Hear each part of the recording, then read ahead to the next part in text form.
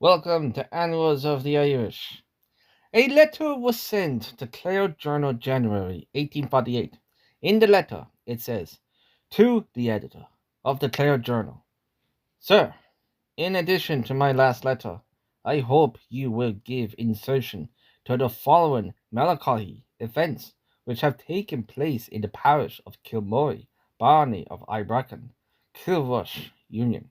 A man named John Molony, commonly called Squib, being an old infirm man, but of a gigantic frame, and possessed of no means whatsoever, but living on unwholesome food such as seagrass, seaweed, and turnips, until a short time before his death, which event took place about 12 days ago.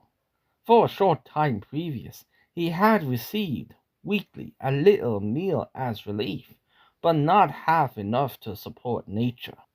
This poor man's body remained stretched on his deathbed, if such I can call it, for 8 days, as a coffin could not be procured for him.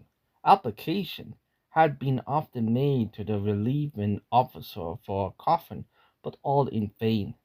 This poor old starved man would have remained to this day without being interred, were it not that he had an old dresser which had been in his family for generations, and was so moth eaten that it became almost impossible for the carpenter to work it.